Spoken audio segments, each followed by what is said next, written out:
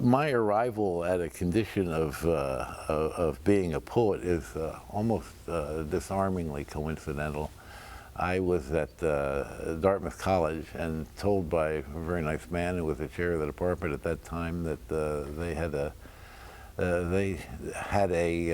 you know, that old demand of publish or perish. And I hadn't even finished my dissertation, which was giving me a very, very hard time because I frankly didn't even understand it myself.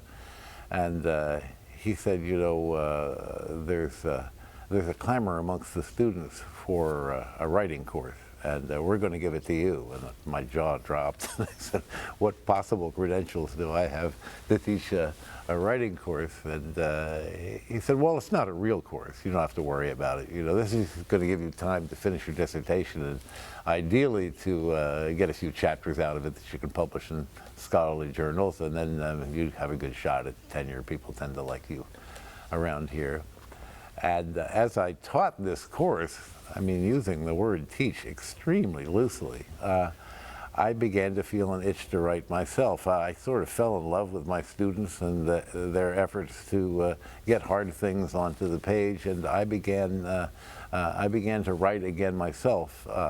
And I have a long story that I tell at library presentations as to why it turned out that I was writing poetry as opposed to the prose I'd written in college, but that's another issue altogether, I think.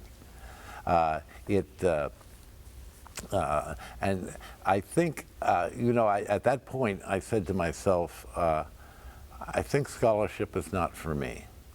Not in any way that I condemn the scholarship of my time. Indeed, I'm pleased to have been exposed to it. I did a conventional PhD program and read a lot of the great critics and scholars, and I don't regret an instant of that. But I recognized in teaching that course in my haphazard way that there was another way of looking at the world that appealed to me more. Not to the exclusion of scholarship, but a way that would take primacy over it. And it has to do with the fact that, as my wife will vouch, my mind does not work entirely logically. I can make it do so in the interest of scholarship or in the interest of sustaining a logical argument.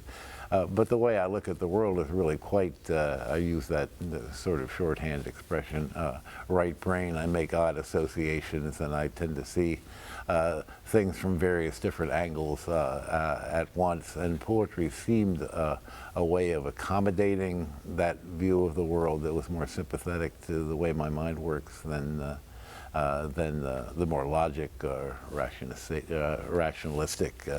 mode of apprehension.